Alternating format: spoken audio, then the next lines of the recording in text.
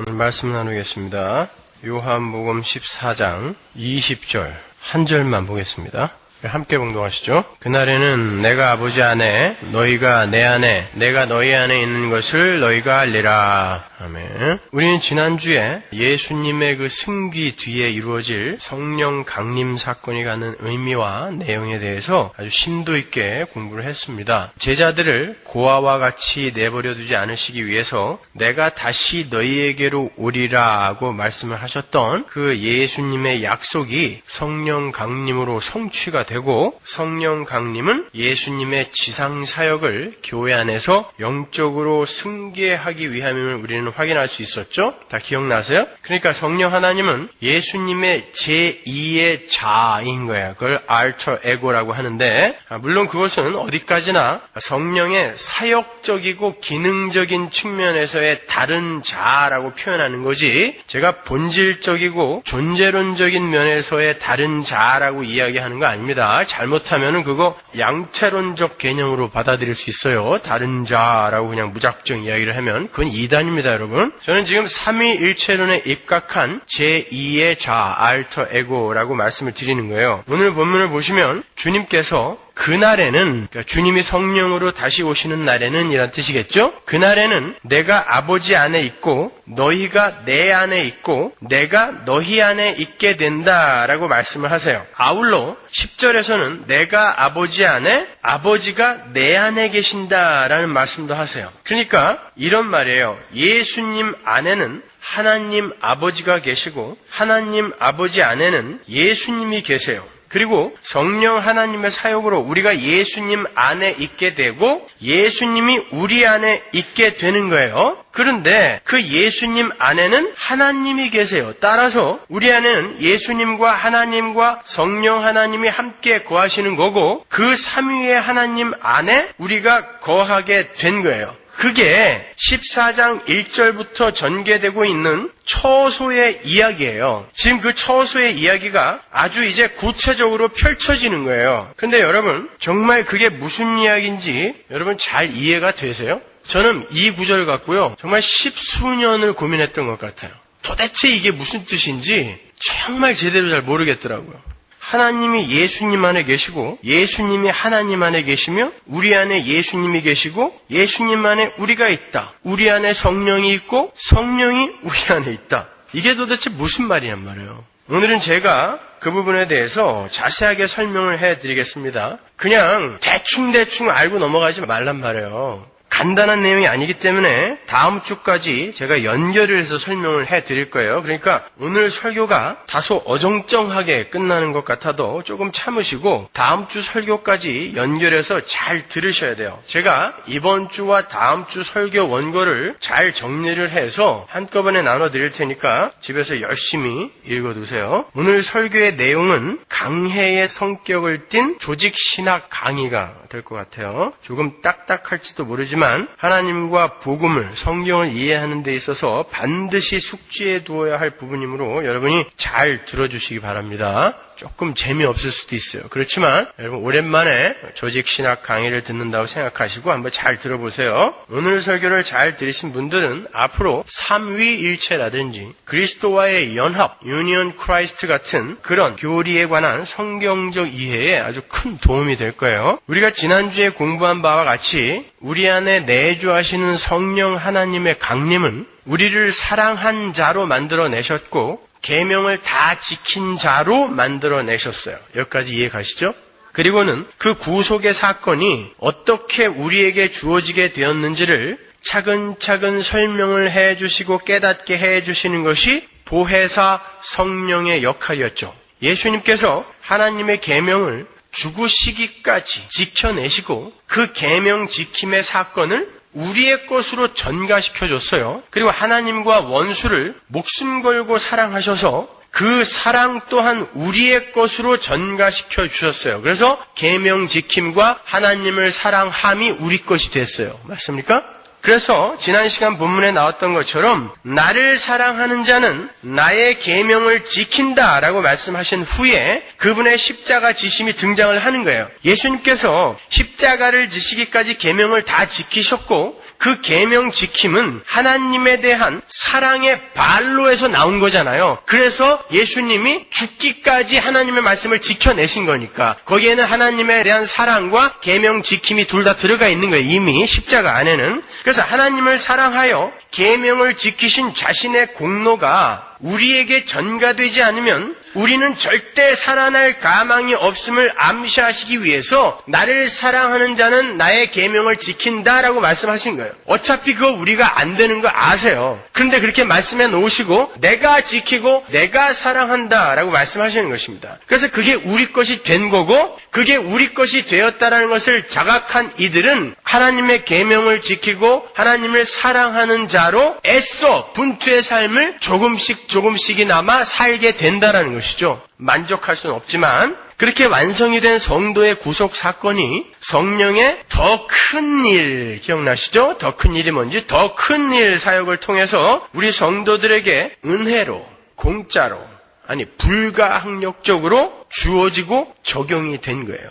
그게 구원이죠. 그런데 우리가 지금 함께 공부하고 있는 요한복음 14장에서는요. 그 성령 하나님이 성자 하나님의 요청, 성자 하나님의 중보에 의해 하나님의 보내심으로 오는 거다라고 기록이 되어 있어요. 지금부터가 본론이에요. 14장 16절 보세요. 내가 아버지께 구하겠으니 그가 또 다른 보혜사를 너희에게 주사 영원토록 너희와 함께 있게 하시리니. 그렇죠? 내가 아버지께 구하겠다. 그러면 그가 또 다른 보혜사를 너희에게 줄 것이다. 그리고 그 보혜사가 너희와 영원히 함께 있게 될 것이다 라고 이야기하고 있어요. 근데 15장과 16장에서는 예수님이 보혜사를 보내시는 것으로 표현이 되어 있어요. 15장 26절 보세요. 내가 아버지께로서 너희에게 보낼 보혜사 곧 아버지께로서 나오시는 진리의 성령이 오실 때에 그가 나를 증거하실 것이요.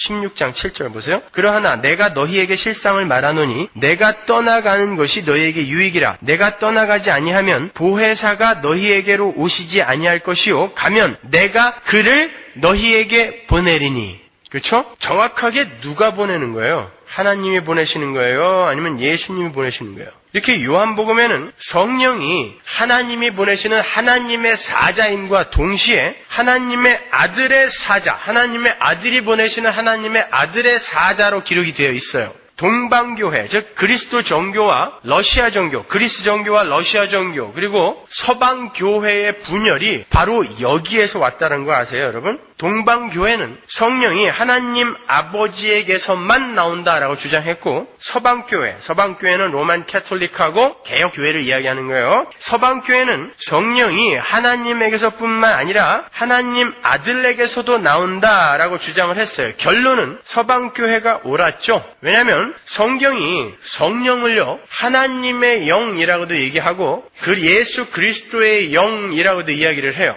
하나님에게서 나오는 영이라고도 이야기하고 예수 그리스도에게서 나오는 영이라고도 이야기한단 말입니다. 로마서 8장 9절 보세요. 만일 너희 속에 하나님의 영이 거하시면 보세요. 너희가 육신에 있지 아니하고 영에 있나니 누구든지 그리스도의 영이 없으면 그리스도의 사람이 아니라. 보세요. 바울이 한 문장 안에서 성령을 하나님의 영이라고도 부르고 그리스도의 영이라고도 불러요. 갈라디아서에서는 성령을 아예 아들의 영이라고 불러요. 갈라디아서 4장 6절 보세요. 너희가 아들인 고로 하나님이 그 아들의 영을 우리 마음 가운데 보내사 아바 아버지라 부르게 하셨느니라.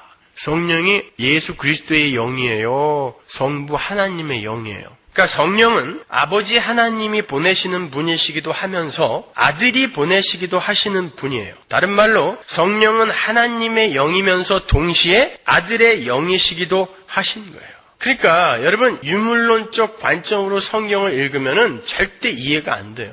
이런 건 완전한 모순이잖아요. 뿐만 아닙니다. 우리가 조금 전에 읽은 것처럼 분명 요한복음 14장 16절에서는 성령 하나님이 영원토록 제자들과 함께 계신다라고 하셨는데 마태복음 28장에서는 예수님이 우리와 영원히 함께 계신다라고 이야기를 하세요. 20절 보세요. 볼지어다 내가 세상 끝날까지 너희와 항상 함께 있으리라 하시니라. 우리 안에 영원히 함께하고 계신 분이 누구예요? 우리 안에 성령이 계신 거예요? 예수님이 계신 거예요?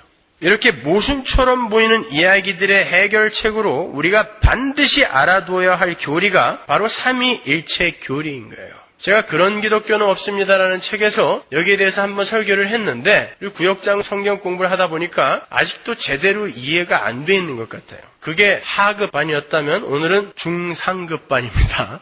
그러니까 잘 들어보세요. 사실 삼위일체라는 단어는요, 성경 어디에도 없어요. 그 삼위일체라는 말을 처음으로 쓴 사람이 라틴 신학의 아버지라 불리는 터툴리안입니다. 이름은 들어보셨죠? 터툴리안. 160년에 태어난 사람이에요. 터툴리안은 2세기 말과 3세기 초에 북아프리카 카르타고에서 태어난, 그리고 거기서 활동한 탁월한 기독교 변증가이며 교부였어요.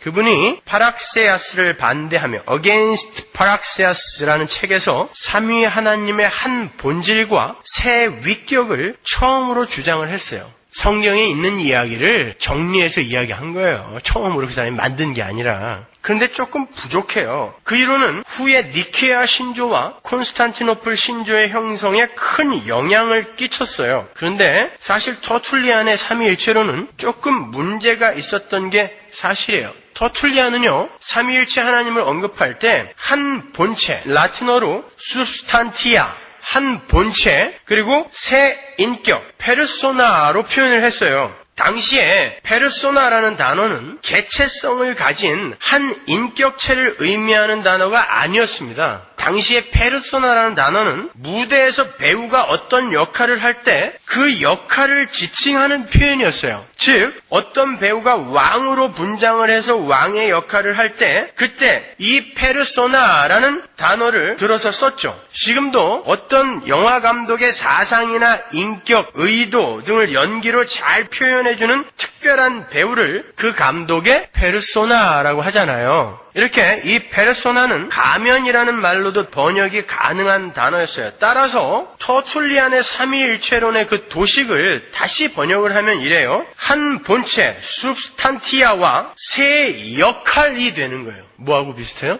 양태론하고 비슷하잖아요. 모달리즘. 그죠?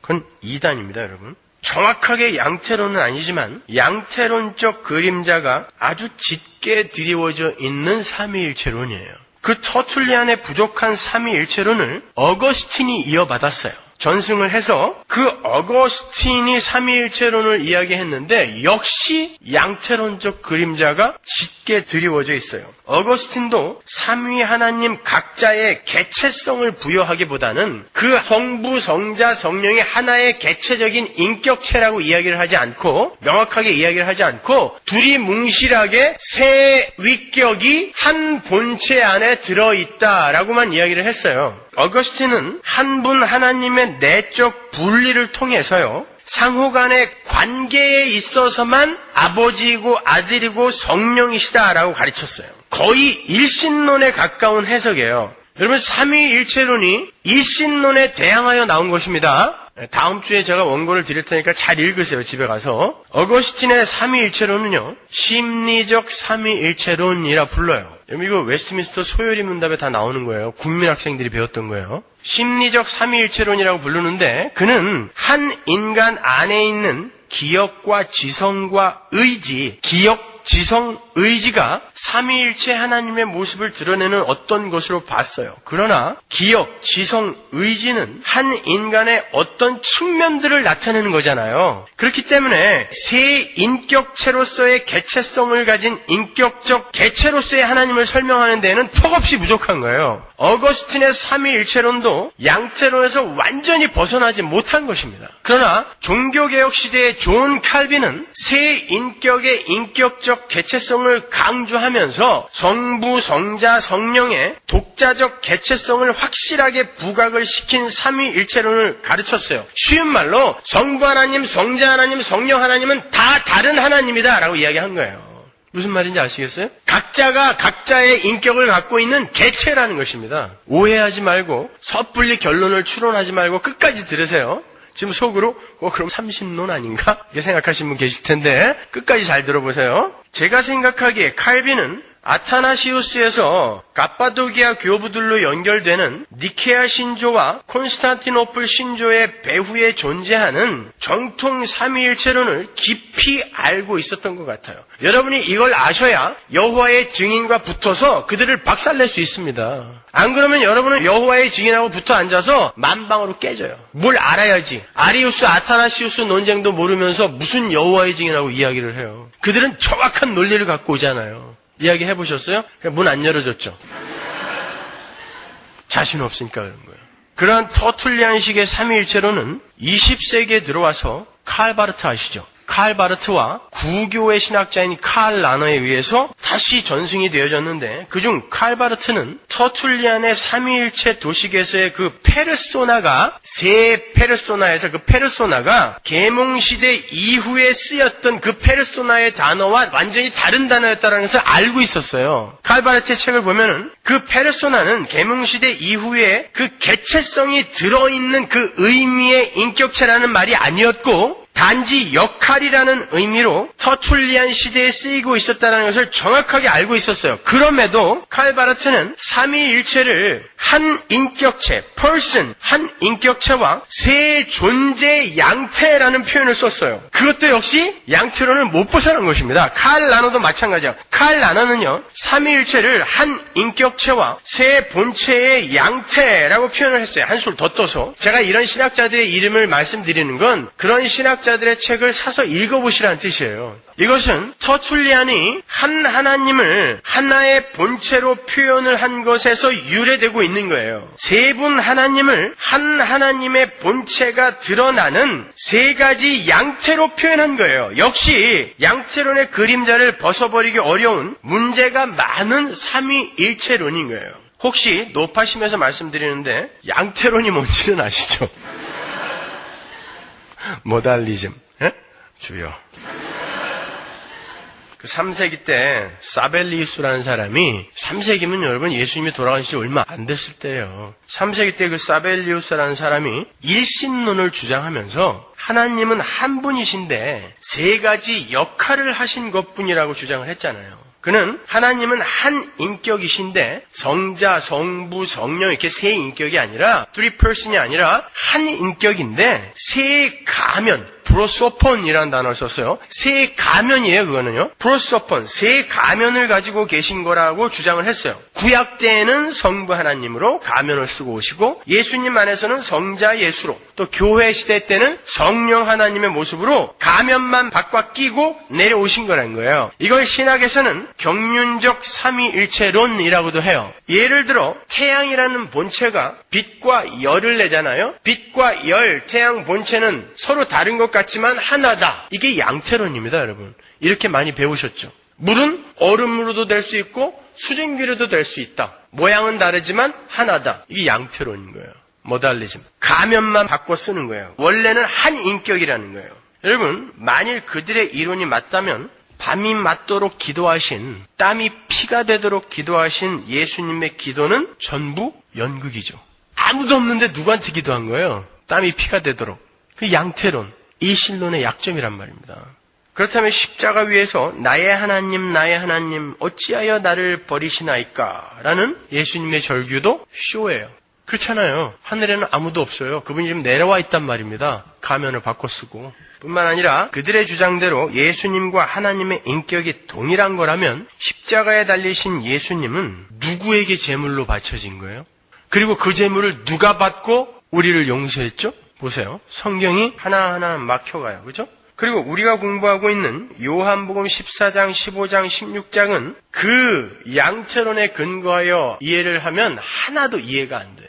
또 다른 보혜사, 그건 뭐냔 말이에요. 예수님이 또 다른 보혜사를 보낸다 그랬는데 자기가 올라가서 가면만 받고 쓰고 내려온다는 뜻이에요? 아니지 않습니까? 누가 누구를 보내는 것도 전부 가짜고 예수 그리스도의 중보 사역도 아무런 의미가 없는 게 되고 말아요. 예수님이 내가 아버지께 구하여 아버지로부터 성령을 보내게 하시겠다 그랬는데 그게 전부 의미 없는 말이 되잖아요.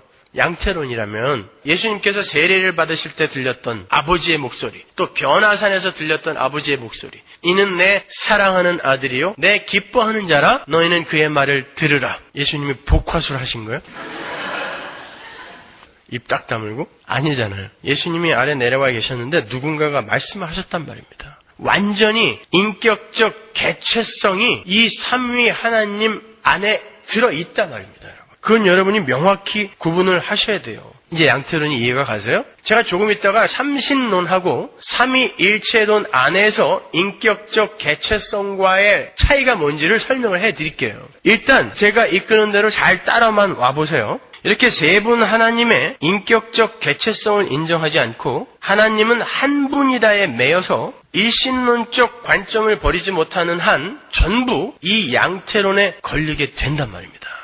스데반이 죽을 때 하나님 우편에 서 계신 예수 봤는데 그건 너무 아파서 착각한 건가요? 분명히 둘을 봤단 말입니다. 우리는 한 분 하나님을 믿어요. 맞습니다. 한 분 하나님을 믿어요. 그분은 전능하사 천지를 창조하신 분이에요. 맞습니다. 그러나 세 인격이에요. 제가 올바른 삼위일체론에 대해서 이제 설명해 드릴게요. 제가 보기에 성경적 삼위일체론을 가장 잘 정리를 해놓은 신조가 니케아 콘스탄티노플 신조예요. 우리는 지금 사도신경만 알고 있죠? 사도신경은 다 외우시죠? 그게 사도신조거든요? 그 사도신경보다 저는 니케아 콘스탄티노플 신조가 더 좀 구체적이고 명확하다고 생각을 해요. 근데 그걸 아는 사람은 많지가 않아요. 제가 그 니케아 콘스탄티노플 신조를 적어왔어요. 한번 보세요. 우리는 한 분 하나님을 믿습니다. 그분은 전능하사 천지를 창조하시고 보이는 것과 보이지 않는 모든 것을 지으신 아버지이십니다. 우리는 한 분 예수 그리스도를 믿습니다. 그분은 영원한 아버지로부터 나신 독생자로서 빛으로 오신 빛이시오 참 하나님으로부터 오신 참 하나님이십니다. 그분은 피조된 것이 아니라 나셨기 때문에 아버지와 본질이 동일하십니다. 만물은 그로 말미암아 지은 바 되었습니다. 그분은 우리 인류와 우리의 구원을 위해서 하늘로부터 내려오사 성령과 동정녀 마리아를 통하여 성육신 하셔서 인간이 되셨습니다. 그분은 우리를 위하여 본디오 빌라도에 의하여 십자가에 못 박히시사 고난을 받으시며 장사 지낸 바 되셨습니다. 그리고 그분은 성경대로 사흘 만에 죽은 자들로부터 부활하사 하늘에 오르시고 하나님 우편에 앉으셨습니다. 그분은 살아있는 자와 죽은 자를 심판하기 위하여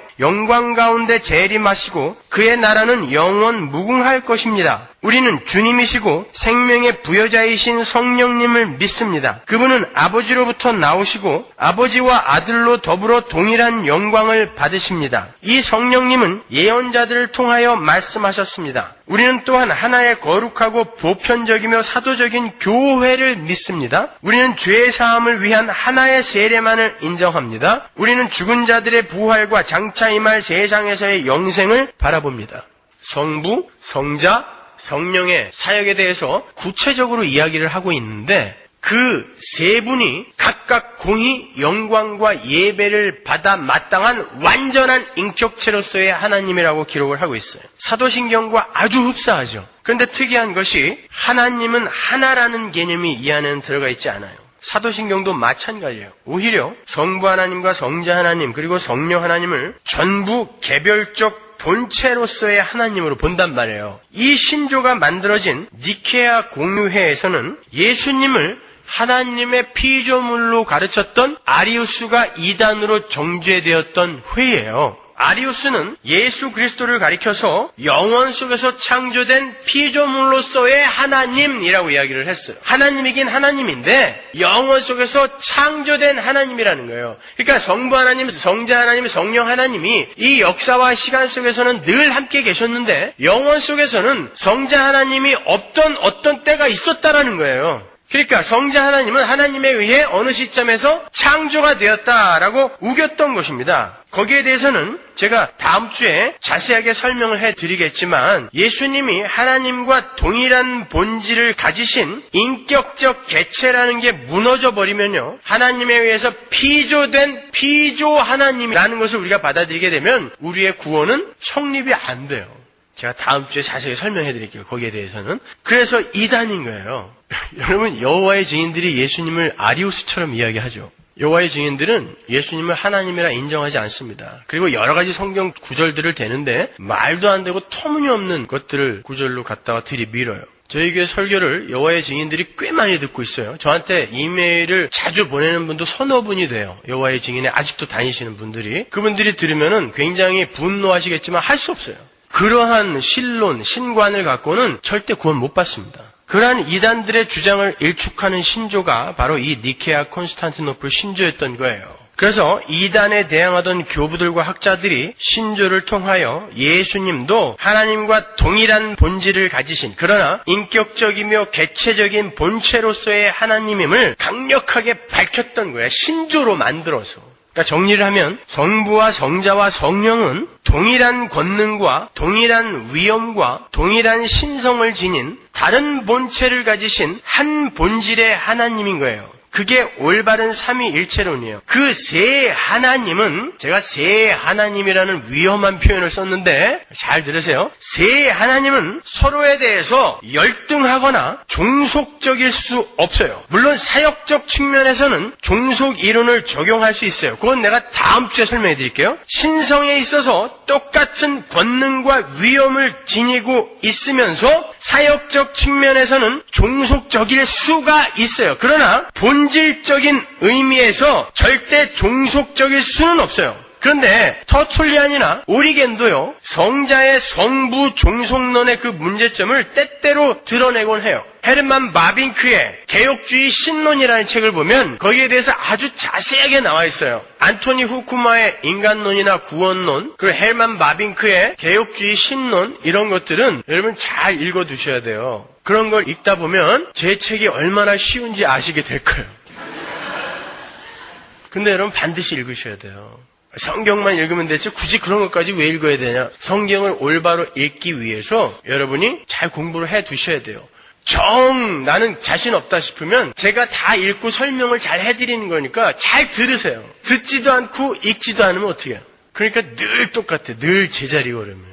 성부와 성자, 성령의 각 위 사이에는 종속적인 면이 전혀 없고 위격적 엄위의 차이가 전혀 없어요. 동일한 인격체예요. 동일한 개체예요. 이 니케아 신조와 콘스탄티노플 신조 사이에 열렸던 362년에 알렉산드리아 회의에서 고대 교회의 삼위일체론의 초석을 놓은 아주 중요한 항목이 결정되는데 현대의 신학자들은 바로 이 알렉산드리아 회의의 삼위일체론을 정설로 받아들여요. 저도 개인적으로 터툴리안의 삼위일체 도식이나 칼바르트나 칼 라너의 삼위일체 도식보다 이 알렉산드리아 회의의 삼위일체 도식이 성경적으로 정확한 삼위일체 교리를 설명하고 있다고 저는 생각해요. 그 기본 도식이 뭐냐면 하나의 본질, substance, 우시아라고 해요. 그 하나의 본질과 세 실체, subsistance인데 그걸 헬라어로 휘포스타시스라고 그래요. 제가 그 휘포스타시스에 대해서는 여러 번 설명해 드렸었는데 여기서 세 실체, 휘포스타시스는 페르소나, 가면, 역할 이런 단어하고는 완전히 다른 단어예요. 그 휘포스타시스는 독립적이며 인격적인 개체를 뜻하는 단어예요. 그 알렉산드리아 회의에서 그 삼위일체론에 쓰인 그 단어가 바뀌었어요. 페르소나에서 휘포스타시스로 바뀌었어요. 근데 휘포스타시스는 완전히 독립적이며 인격적인 개체란 말이에요. 그러니까 성부 하나님, 성자 하나님, 성령 하나님은 완전히 독립적인 개체이면서 한 본질을 갖고 있다는 의미에서 하나님은 하나다라고 이야기하는 거예요. 그러니까 삼위일체 하나님은 일신론으로서의 한 인격이 아니라 세 분의 개체예요. 근데 한 우시아예요. 한 substance. 여기에서 한 본질이라는 건 성부와 성자와 성령은 동일한 신성을 지녔다는 거예요. 우열이 없는 동일한 신성. 아리우스의 이야기처럼 예수님은 하나님보다 조금 못난 존재다 이런 게 없이 우열이 없는 동일한 신성, 동일한 권능, 그리고 각자가 독립적으로 자기의 영역을 가지고 있으면서 독립적으로 자기의 일만 추구할 수 없는 그러한 하나로서의 하나, 그게 한 본질이라는 뜻이에요. 여러분 반면에 헬라, 히랍, 그리스 로마 신화에 나오는 신들은 어때요? 성부 하나님, 성자 하나님, 성령 하나님처럼 mutual indwelling, 서로 내주하면서 이분의 뜻이 이분의 뜻이고 이분의 능력이 이분의 능력이고 그 동등한, 동일한 능력, 동일한 뜻, 동일한 의지를 갖고 있다는 뜻이에요. 그렇게 mutual indwelling을 하면서 절대 의견이 갈릴 수 없는 연합되어져 있는 그런 상태가 아니라 각자의 영역 안에서 도교에도 나오죠. 천신, 수신, 지신 각자의 영역이 있죠. 각자의 영역 안에서 때로는 자기의 이익을 위해 충돌하기도 하는 신, 그런 게 삼신론이란 말입니다. 그러나 인격적 개체로서 명확하게 구별이 되지만 절대 충돌이 없고 분열이 없고 각자의 영역을 추구하느라 뜻이 갈릴 이유가 전혀 없는 동일한 우열이 없는 신성과 능력과 성품을 갖고 계신 그러한 하나로서의 하나님을 삼위일체라고 하는 거예요. 그건 일신론하고는 다른 것입니다, 여러분. 나중에 여러 번 들으세요. 그러면은 금방 이해가 갈 거예요. 제가 여러분이 이해하기 쉽게 이 원고만 쓰는데 제가 이틀 걸렸거든요. 근데 짧아요. 몸살이 걸렸어요. 이걸 짧게 여러분이 알아듣기 쉽게 쓰느라고. 지금은 단어들이 조금 생소해서 여러분들이 지금 이해가 안 가는 건데 여러분 어휘력을 좀 많이 늘리셔야 돼요.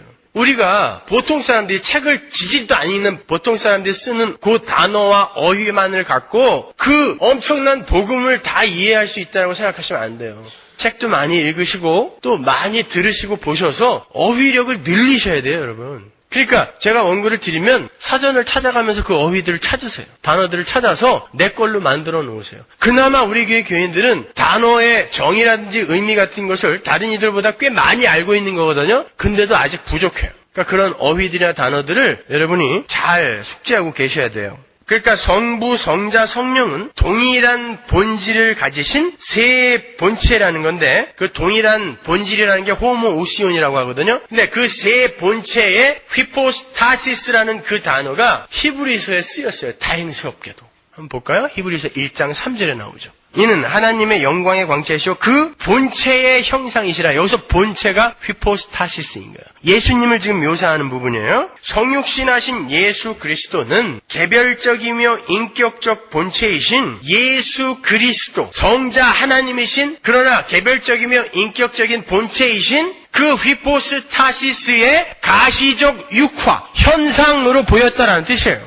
그러니까 그 본체, 휘포스타시스라는 단어는 예수님은 인격적으로 완전히 독립적인 개체이시다. 그런데 그 인격적 독립적인 개체이신 그 예수님이 이 땅의 가시적인 모습으로 형상으로 나타났다라는 거예요. 그게 본체의 형상이란 뜻인 거예요. 따라서 하나의 본질이며 세 실체, 휘포스타시스라는 표현은 성부, 성자, 성령으로 계신 세 하나님은 동일한 신성과 권능을 지닌 같은 하나님을 선포하는 신조인 거예요. 그렇게 세 본체이면서 three hypostasis이면서 하나의 본질, 하나의 원우시아라는 개념을 아주 훌륭한 한 단어로 요약하여 잘 표현한 사람이 다메섹의 요한이라는 사람인데요. 지금부터 제가 조금 더 쉽게 설명해 드릴게요. 아직까지 좀 헷갈리시죠, 그죠? 그는 하나님은 성부, 성자, 성령으로 계시고 이 세 하나님은 본질이 같은 하나님이신데 이 세 하나님은 상호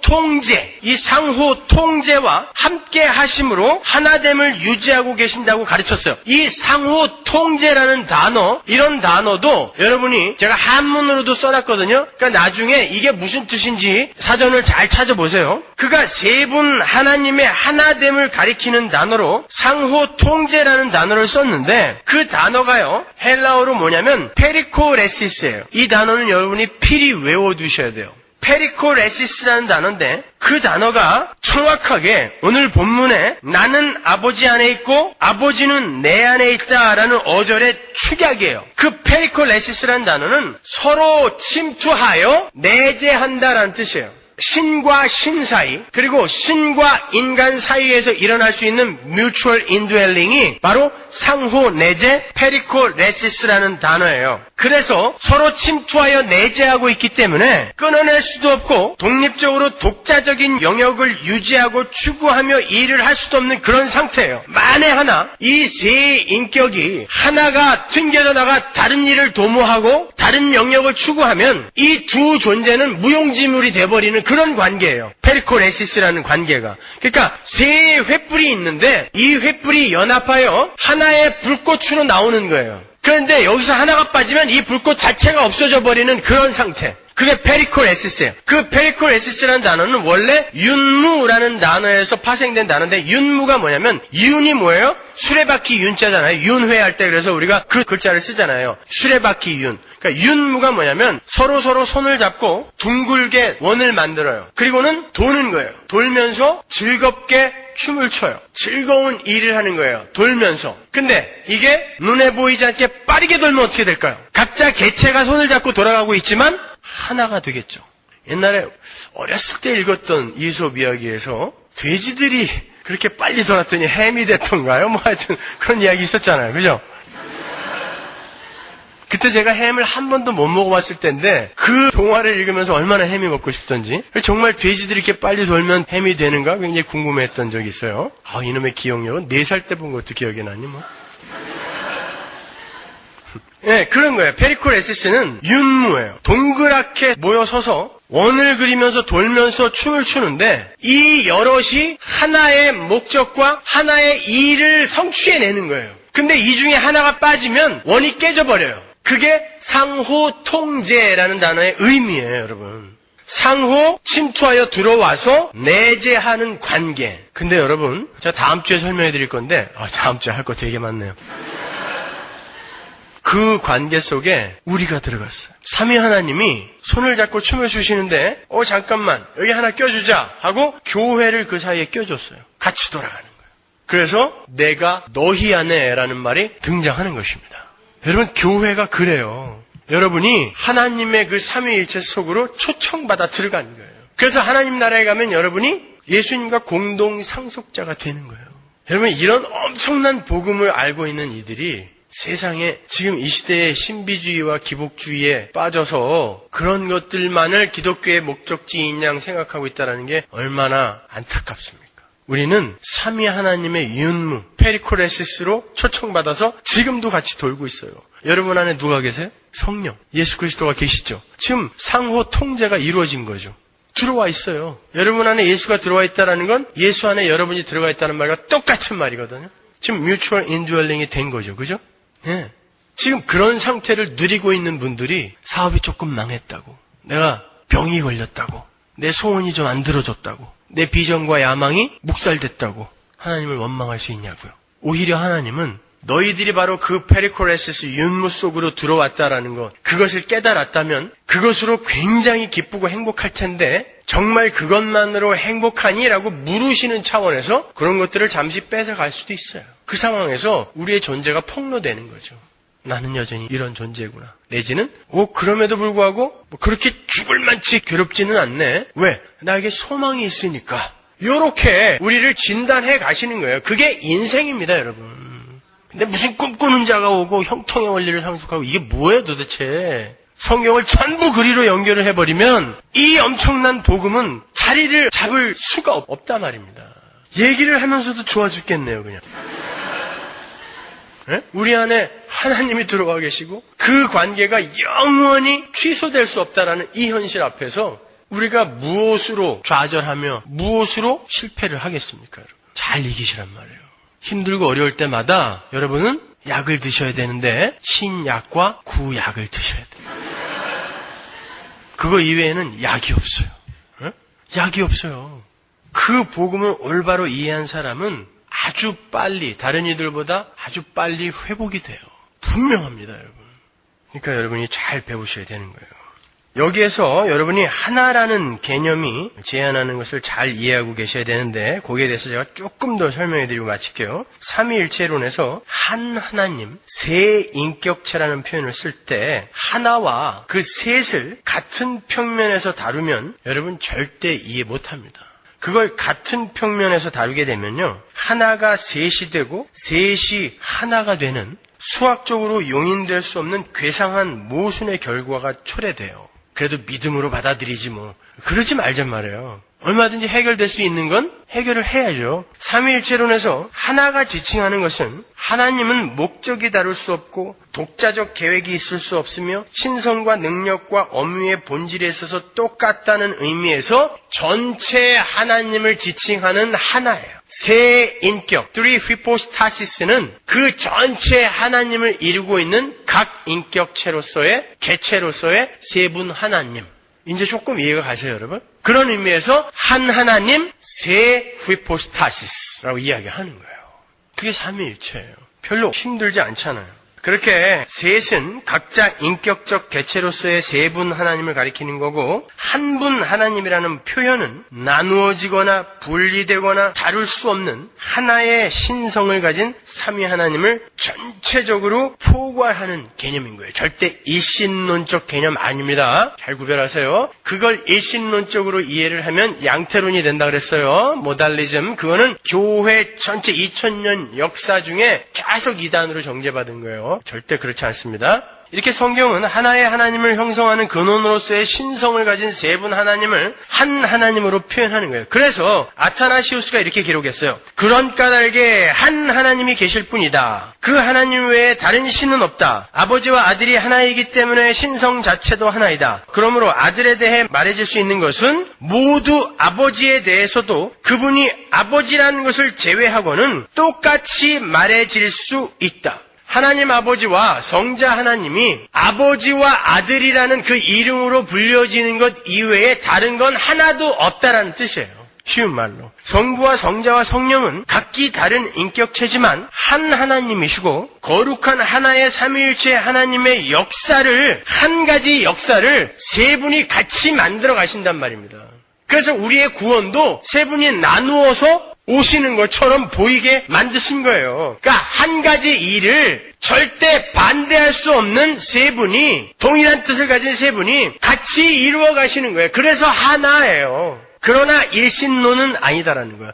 계속 반복해드려요, 제가. 아시겠죠? 예. 그게 삼위일체예요. 어렵지 않아요. 성부와 성자와 성령은 각기 다른 인격체지만 한 하나님이시고 거룩한 하나의 삼위일체 하나님의 역사를 만들어 간다. 성부와 성자와 성령의 인격적 개체성을 위협하는 삼위일체론은 양태론과 같은 이단적 일신론에 빠질 위험이 크다. 이게 아타나시우스의 말이에요. 그렇다면 지금부터 제가 삼신론에 대해서 잠깐 설명해 드릴게요. Three gods. 세 명의 하나님 혹은 세 분의 신들, 이렇게 말하는 삼신론과 인격적 개체성을 인정하는 삼위일체론과 어떻게 다른가? 간단히 결론적으로 말씀드리면 삼위일체론은 삼신론이 아니에요. 삼위일체론에서 성부, 성자, 성령의 세 인격체의 인격적 개체성을 언급했다고 해서 삼신론이 맞다고 해서는 안 돼요. 왜냐하면 성부, 성자, 성령이신 하나님은 세 인격체시지만 하나로 존재하는 한 하나님이기 때문에 그래요. 갑바도기아 교부들은요, 세 인격, 휘포스타시스라는 용어를 쓰면서도 결코 세 하나님들이라는 단어를 한 번도 쓰지 않았어요. 세 하나님들이라는 말과 three hypostasis라는 말은 달라요. 니사의 그레고리는 세 하나님들이 아니다, not three gods라는 책을 썼어요. 그래서 그레고리는 우리는 성부이신 하나님, 성자이신 하나님, 성령이신 하나님이라고 말하지만 결코 세 하나님들이라고 말하지 않는다라고 분명히 밝히고 있어요. 다시 한번 말씀드리지만 세 개의 횃불에서 하나의 불기둥이 솟아오르는 것이 하나의 본질과 세 휘포스타시스의 형국이기 때문에 결코 그 하나의 불기둥을 세 개의 불기둥이라 부를 수 없다라는 거예요. 성부, 성자, 성령 하나님은 세 인격체지만 하나의 거룩과 같은 하나의 동일한 신성과 하나의 거룩한 삼위일체 신의 삶과 역사만 있기 때문에 삼위일체 하나님은 세 신들이 아니고 한 하나님인 거예요. 그리고 삼신론은 세 개의 독자적인 신들을 전제하는 거죠. 세 개의 독자적인 신들이라는 말에 주의를 기울이셔야 돼요. 독자적인 신들, 세 개의 독자적인 신들이 전제가 되어 있고 그 신들이 독자적인 영역을 갖고요, 독자적인 활동을 하면서 어떨 때는 상호 충돌을 일으키는 게 삼신론이란 말이에요. 그러나 삼위일체라는 건 그렇게 독자적인 신들이 아니라 신들은 맞아요. 성자 하나님, 성부 하나님, 성령 하나님은 맞지만 독자적인 신들로 활동할 수가 없고 꼭 하나의 목적과 하나의 뜻과 하나의 능력과 하나의 본질로만 일을 하는 거예요. 힘들어. 2000년 동안 정리가 된 걸 1시간에 이야기를 하려니까. 이해가 가시죠? 그래도 조금. 그죠? 자, 다음 주까지 들으시면 조금 더 확실하게 여러분이 이해를 하실 거예요. 자, 계속해서 니사의 그레고리는 세 하나님들이라는 표현을 반대하면서 그 이유로 성삼위 하나님께서는 결단코 서로 분리되실 수 없고 함께 거하시고 서로 안에 거하시고 함께 일하시기 때문에 결단코 세 하나님들의 삼신론이 될 수 없다라고 이렇게 이야기를 했어요. 그 그레고리의 말을 제가 조금 풀어서 설명을 해드리는 거예요. 신적 본성을 논함에 있어서 아버지께서 독자적으로 행하시고 아들이 그 속에 함께 일하지 않는 경우는 상상할 수도 없다라고 이렇게 이야기를 했어요. 그리고 성령과 관계없이 아들이 행하시는 일이 있다는 것 역시 상상도 할 수 없다. 삼신론하고 이 삼위일체하고 어떻게 다른지 조금 이해가 가시죠? 예. 그에 의하면 성령의 모든 일은 아버지로부터 아들을 통해 이루어지는 거예요. 그런데 그건 하나의 물줄기 같은 것이라서 이걸 따로 뗄 수가 없다라는 거예요. 그래서 한 일을 한 하나님이 하신다라고 이야기를 한다라는 것입니다. 그러한 의미에서 한 하나님인 거예요. 그러니까 성령의 활동 속에는 아버지와 아들이 함께 거하고 아들의 활동 속에는 아버지가 함께 거하고 이렇게 상호 통제 그런 상태에서 일을 한단 말이에요. 그래서 예수님이 성육신하여 이 세상에 내려오셨는데도 내 안에 아버지가 계시고 아버지가 일을 하신다. 그리고 우리가 서두에 읽었던 것처럼 예수가 성령을 보낸다라고도 이야기하고 하나님이 성령을 보낸다라고도 이야기하고 교회 안에 성령이 영원히 계실 것이다. 아니다. 예수 그리스도인 내가 영원히 있을 것이다. 이렇게 막 이야기를 하는 거예요. 어떠세요? 아까 처음에 그 이야기를 대했던 것과 지금 이 이야기들을 조금 듣고 그 구절들을 다시 떠올리니까 조금 더 선명하게 이해가 가시죠? 예. 그런 거예요. 그래서 그러한 것들을 잘 정리를 해서 기록을 해놓은 게 삼위일체론이라는 조직신학의 한 부분인 거예요. 그래서 삼위일체론, 삼위일체라는 말은 성경에 없지만 이런 것들을 전부 정리를 해서 삼위일체론이라는 것을 만들어 놓은 거죠. 그래서 그게 우리가 그걸 배우고 성경의 다른 부분들의 이해를 용이하게 하는 거예요. 그래서 조직신학 공부는 우리가 성경을 읽는데 울타리로 반드시 갖고 있어야 되는 거예요. 삼신론의 또 하나의 중요한 오류는 삼신론은 세 신들의 독자성이 전제되어 있기 때문에 그 세 신 중 그 어떤 신도 모든 것을 규정하는 존재가 될 수 없어요. 그렇잖아요. 각자 신들이 자기의 독자적인 일을 한다면 모든 걸 규정하고 감싸 안는 진짜 최고의 신은 존재할 수가 없잖아요. 그렇다면 삼신론은 각자의 신의 개성을 인정해 주는 게 아니라 오히려 그 신들의 신성을 폄하하게 되는 거잖아요.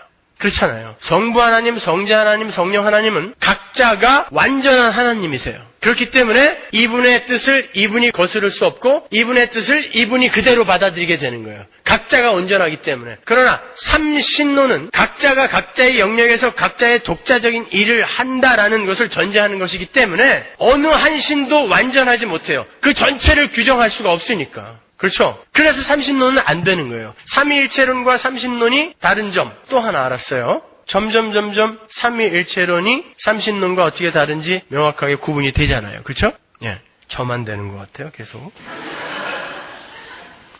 자, 결론을 맺습니다. 삼위일체론은 성부와 성자와 성령 삼위 하나님께서 각자 모두 완전한 신성을 갖고 있다는 그런 이론이에요. 삼위 하나님은 모두 그리고 모든 것을 규정하는 절대적 신이세요. 아버지의 신성과 성령의 신성이 상호 통제의 상태에 있고 하나이기 때문에 성령의 신성 또한 모든 것을 규정하는 절대적 신성이에요. 이것은 아들의 신성의 경우도 마찬가지예요. 삼위일체론은 삼위 하나님의 완전한 신성을 규정하는 이론이지만 삼신론은 결국 세 신들의 신성의 한계를 드러내는 이론이 될 수밖에 없는 거예요.